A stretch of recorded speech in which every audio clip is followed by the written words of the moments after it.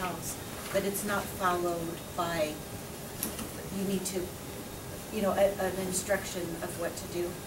There'll be a gentle, returning her attention to the task at hand. So we have two types of quality time in Rye. One of the types is once nothing time, which you saw where the mother was watching the baby on the mat and the mother had no agenda.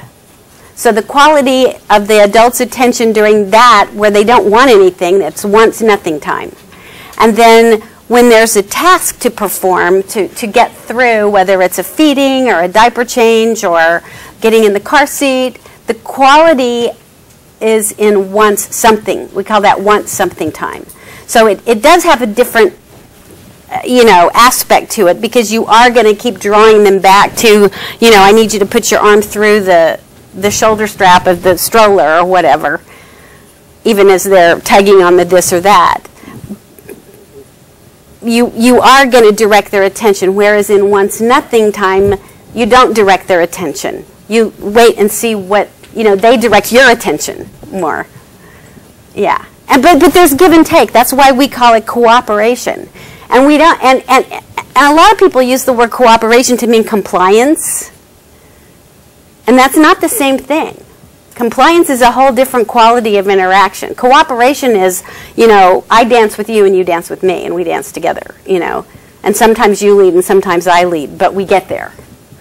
So that's the quality of our once something time, is that give and take over, who's kind of leading the activity. Whereas in the once nothing time, we're really letting the children lead the activity. And if we're going to be, in their play space with them, we don't decide what is going to be played. They indicate to us what they want. Okay, how are we doing for time? Okay. Yeah. When you have a situation where a child is, let's say, resistant. Yes. They get closer to 2.5, and they really sense more that I have this will, and now I'm going to assert it. And so, but you're in a situation where really it's a non-negotiable. They don't want to get into a car seat. You are going to a family event. It's a non-negotiable. They have to be in no car seat. How would a Rye parent handle a situation like that? Because they're refusing to cooperate. You would try really hard to give them a certain amount of time to get there without, force, so to speak, And then, when it just came right down to, we have to be at the airport, you've got to get in your seat or whatever, as you're manhandling them into their car seat, you're saying, I know you really don't like this. Right. I know you really weren't ready to do this, but we have to go. I'm so sorry. I found as a parent there were times when I had to force the issue and hated doing it, and it felt really terrible. But, I kind of like to think about what Daniel Stern talked about of rigs, representations of interactions which have been generalized, which is sort of like, object relations. So if the vast majority of the diaper changes or interactions are cooperative and, pleasant, what the child is going to mostly internalize is that. And the times when you just have to get really kind of tough with them, it smooths out. Yeah, the 5-to-1 ratio. Something like that. Okay.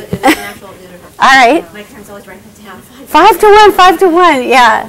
If you're having 5 positive experiences for every sort of negative that's a good. Yeah. It'll generalize and fine. Right. So that's kind of my thinking on that. Yeah. But overall, that's our goal, reciprocity, in our interactions. So, there may be times when they're like manhandling us and going, I know you don't really want to take me to the park, but you need to. Maybe that's the reciprocal part. Okay. So then another very huge piece of what we espouse and teach is called selective intervention. And everybody does it. Selective intervention is just what we all do. Sometimes you intervene, sometimes you don't. We try to do it on a really conscious level. And and bring in that basic trust in the child and really wait to see what can they handle, what can they do without help. So here is, and there's not much sound. I may talk you through this one a little bit, but this is a little girl in my class whose daddy is sitting there just being with her in the course, and she's got a teapot with a lid. Oh. She sees me at the camera.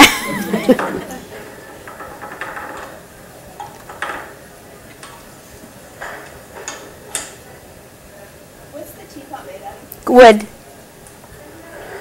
Oh, it rolls under the couch. And she's like, Dad, get it. And he says, oh, I think you could probably get it. Oops.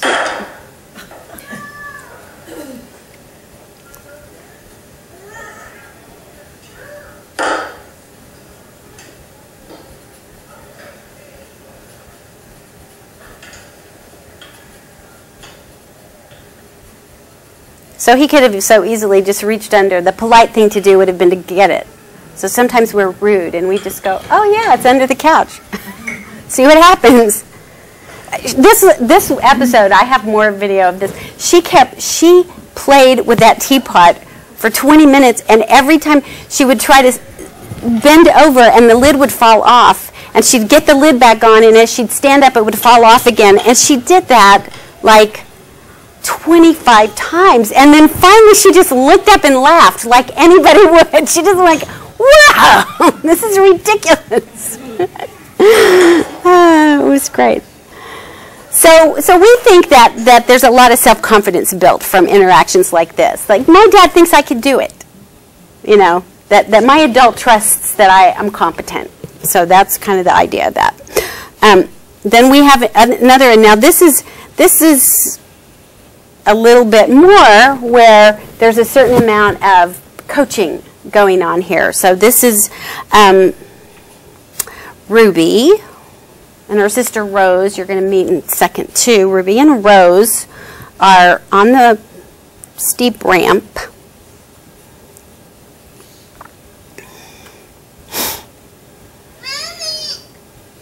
And her mom's sitting down below, and I'm closer with the camera. But I'm there to facilitate if needed. So.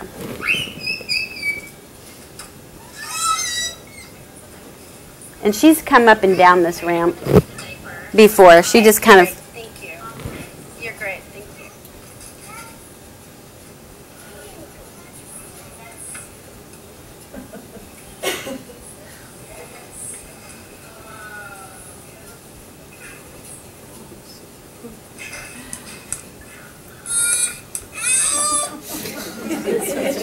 Look how Sawyer's coming down. Sliding on her tummy. You can slide on your bottom if you want.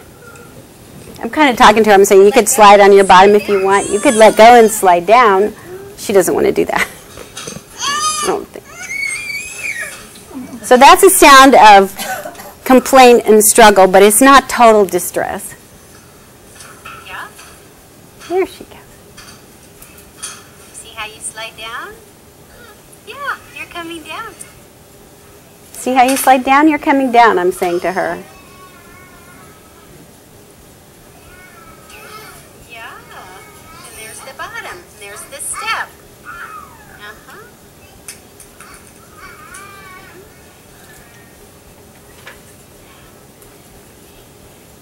Double trouble. I had a class of 4 sets of twins. It was too fun.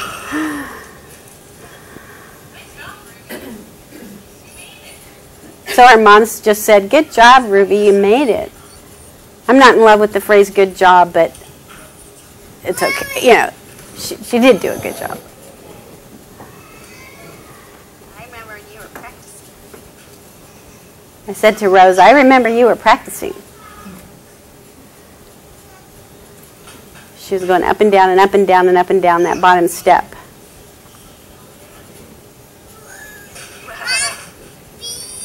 One, 2 steps, huh? So I'm just trying to transmit to her that I have confidence in her. Up and down. You're going up and down. And if she fell from this, it wouldn't hurt her anyway. There's her mom. Happy mama. Okay, now I'm going back up. So, that's the encouragement side of selective intervention. Now we're going to see a little waiting and then a little jumping in.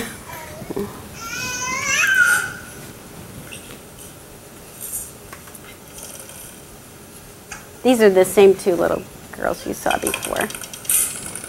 The same class, actually. But when she was laying on a mat for so long, this is later. And she's moved clear across the room by now.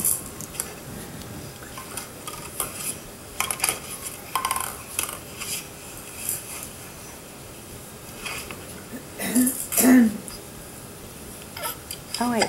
Oh, have I think I've... Oh, you bumped your chin. You bumped it.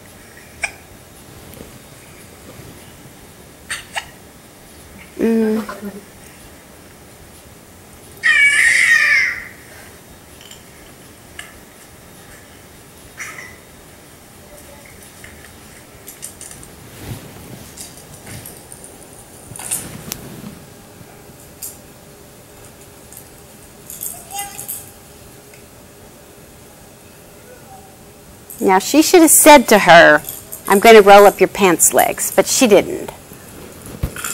But they have a good relationship, so it was okay. That was a little intervention.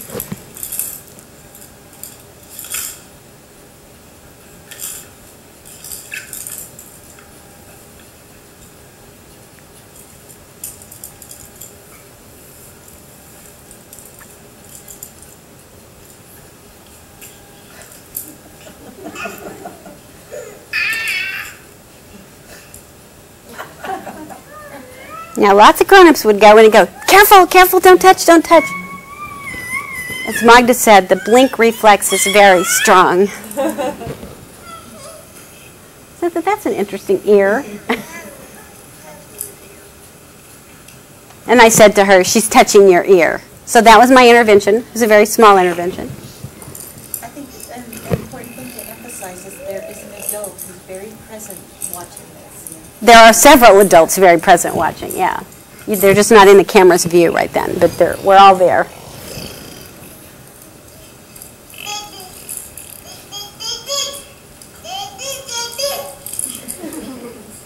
Watch this. Oh.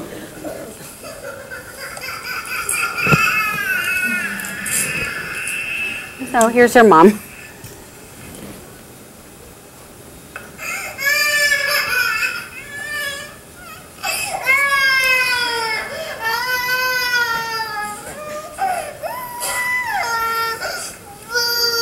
And I think there's some co-regulation going on here because I think the baby's helping the mom feel better too.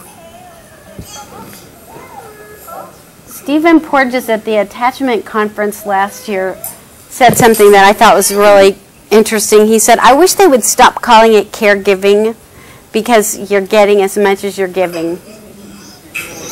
Maybe more, yeah. Yeah, so that was, you know,